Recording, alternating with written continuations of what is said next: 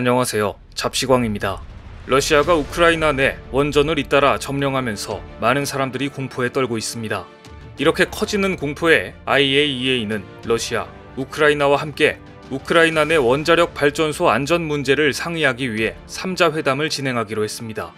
크렘린궁에 따르면 푸틴 대통령은 마크롱 프랑스 대통령과 회담에서 우크라이나 원전 문제를 논의하자는 IAEA 제안에 동의했다고 말했습니다. 앞서 우크라이나는 IAEA에 전쟁 기간 동안 자국 내 원전 주변에 안전지대를 마련해달라고 요청했었는데요. 우크라이나를 침공한 러시아군이 체르노빌 원전과 자포리자 원전을 장악했고 이 과정에서 폭격으로 원전 단지에 불이 나면서 피해가 커졌기 때문입니다. 그런데 푸틴 대통령은 자포리자 원전 공격에 대해 고의가 아니었다고 주장하고 있습니다. 푸틴은 애초에 자포리자 발전소 공격을 감행하려는 의도는 없었다며 원전 보호를 위해 UN 원자력기구의 기준을 따를 준비가 돼 있다고 자신했습니다. 하지만 러시아는 계속해서 모순적인 행동을 하고 있으며 우크라이나 원전을 담보 삼아 유럽인들뿐만 아니라 전 세계를 대상으로 협박을 하고 있습니다. 그러나 결국에는 러시아가 우크라이나 원전을 건드릴 수 없다는 전문가들의 분석이 잇따라 나오고 있습니다. 또 러시아가 우크라이나에 핵무기를 사용하겠다는 협박도 하고 있지만 이것 또한 사용하기 어려울 것이라고 하는데요. 이와 관련해서 어떤 이유인지 자세히 알아보겠습니다. 우크라이나 무력 침공을 강행한 러시아군은 첫 번째로 우크라이나 북부의 체르노빌 원전을 점령했습니다. 체르노빌은 소련 시절이던 1986년 원전 폭발 사고가 발생해 다량의 방사성 물질이 노출된 곳인데요. 사고 이후 발전소에 시멘트 구조물을 덮어 방사능 유출을 막고 있지만 반경 30km는 죽음의 구역으로 묶어놓고 있는 등 여전히 화약고 같은 곳입니다. 그런데 러시아는 지난달 말 벨라루스를 통해 남하하면서 체르노빌을 점령하고 방사능 폐기물 저장소를 포격하는 무모한 행동을 저질렀습니다. 뿐만 아니라 러시아는 방사능에 노출될 위험이 여전한데도 자국 병사들을 체르노빌에 투입하는 만행을 저지르며 우크라이나를 압박했는데요. 그런데 계속되는 압박으로 러시아군은 체르노빌뿐만 아니라 우크라이나 자포리자 원전까지 손에 넣었습니다. 로이터 통신에 따르면 러시아군은 우크라이나 남동부 자포리자에 있는 원전을 장악하기 위해 원전에 대고 총까지 쏘는 극단적인 방식을 꺼냈습니다. 러시아군은 우크라이나 시민들의 저항에도 불구하고 원전 1호기를 공격했는데요. 이로 인해 자포리자 원전에서 불이 나는 대형 사고가 발생했습니다. 자포리자 원전은 유럽 최대 규모이자 우크라이나 최대 발전소로 우크라이나 발전량 4분의 1을 생산하고 있는 곳입니다. 이 때문에 자포리자 원전이 폭발할 경우 체르노빌보다 피해 규모가 10배는 더 큰 것으로 추산되는 상상하기조차 싫은 재앙이 뒤따를 것으로 예상됩니다. 그런데 러시아군은 자칫하면 원전 폭발로 이어질 수 있는 이런 위험천만한 행동을 저질렀는데요.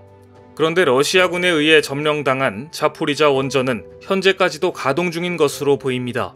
CNN에 따르면 현재 러시아군 지휘관이 자포리자 원전 직원들의 활동을 감시하고 관리 명령을 내리고 있는 것으로 알려졌습니다.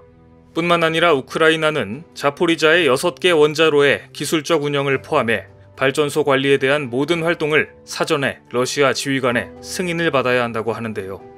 이번에 러시아가 꺼내든 카드는 원전을 이용한 협박인 것으로 보입니다. 이처럼 자포리자를 장악한 러시아는 우크라이나에서 두 번째로 큰 원전에 또다시 접근했습니다.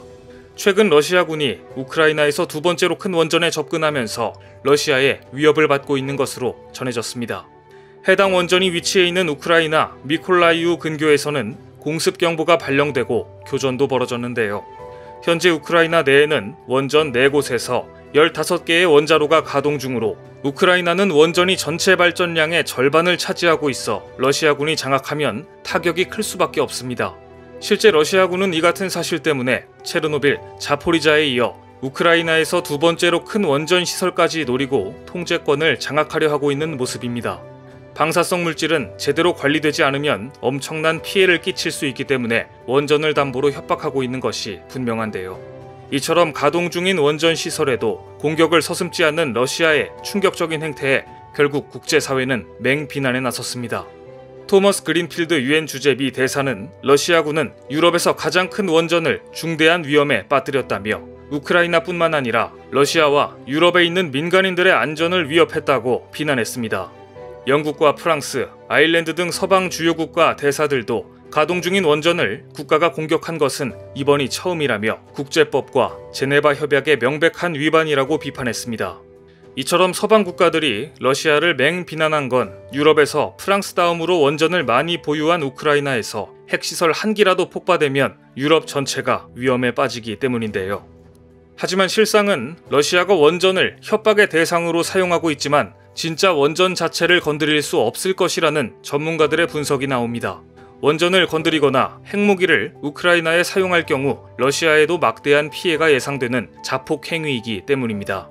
러시아가 우크라이나의 원전을 건드리거나 전쟁 지역에 핵무기를 사용하기 어려운 이유는 바로 편서풍에 있습니다. 우선 러시아 수도 모스크바는 우크라이나와 인접해 있어 사시사철 부는 편서풍을 타고 핵무기의 방사능 낙진이 전부 모스크바 수도권에 쌓이는 위험에 노출돼 있기 때문입니다. 이렇듯 사실상 러시아가 우크라이나의 핵무기를 사용하는 것은 자폭행위로 볼 수 있는데요. 실제로 러시아군이 공개한 영상에 따르면 러시아 공수부대와 우크라이나 방위군이 함께 체르노빌 원자력 발전소를 보호하는 모습이 담겨 있습니다.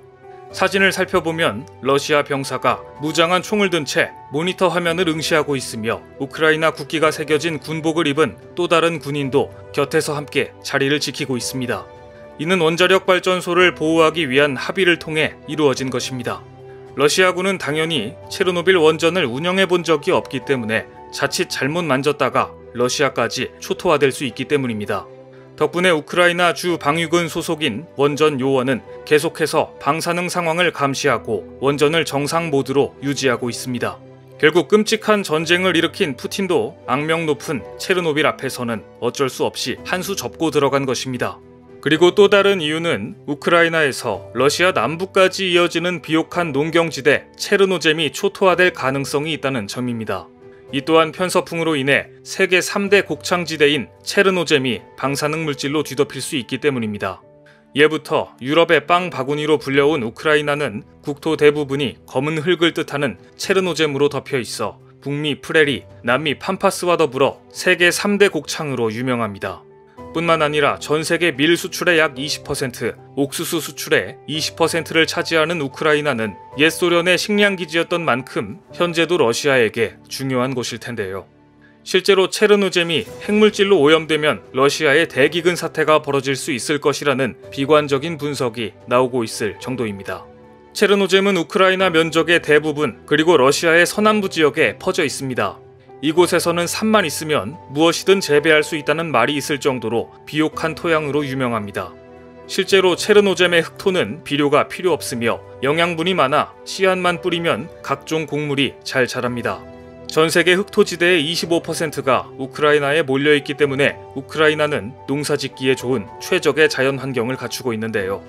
산이 거의 없는 우크라이나는 평야지대가 대부분으로 봄에 피었던 풀은 겨울을 나지 못하고 죽은 풀이 그대로 쌓인 채 마르고 썩게 됩니다. 그 흙이 부엽토가 되는데 이는 식물을 잘 자라게 하기 위해 일부러 만드는 만큼 좋은 비료로 부엽토가 쌓이고 쌓여 수미터가 되면 그것이 바로 체르노젬이라는 것입니다. 실제로 우크라이나의 체르노젬은 서부와 북부 일부를 제외한 거의 모든 곳에서 나타납니다. 2011년 기준 우크라이나는 세계 3위 곡물 수출국으로 현재도 밀, 보리, 옥수수 등 3대 재배 작물을 생산하며 전 세계 식량을 상당 부분 담당하고 있습니다. 이 같은 이유로 러시아의 우크라이나 침공 때문에 전 세계적으로 식량난이 오는 것 아니냐는 우려도 나오고 있는 것입니다. 실제로 러시아와 우크라이나는 세계 밀 무역의 4분의 1 이상을 차지하는 주요 공급처로 아시아, 중동, 아프리카에 이르는 광범위한 국가들의 곡물을 공급하기 때문에 영향을 받을 수밖에 없습니다. 무엇보다 밀은 옥수수 다음으로 세계에서 두 번째로 많이 생산되는 곡물로 빵과 파스타 및 다양한 음식을 만드는데 필수적입니다. 그런데 이번 사태로 인해 조만간 우크라이나 항구들이 모두 폐쇄될 것이란 우려가 나오면서 우크라이나 곡물 수출 중단 가능성이 커졌습니다. 더구나 세계에서 손꼽히는 주요 곡물 기업 다수는 우크라이나에 있는데 이들 기업 역시 이번 침공으로 문을 닫게 됐습니다. 유럽의 곡창지대로 통하는 우크라이나의 곡물 수출이 중단되면 원자재 가격은 물론 각종 식료품 가격이 천정부지로 오를 것으로 보이는데요. 푸틴의 정신 이상설로 행동 예측이 불가능하긴 하지만 러시아도 완전한 자폭이란 이유들을 알기에 섣부르게 원전을 건드리거나 핵무기를 사용하지 않을 것으로 보입니다.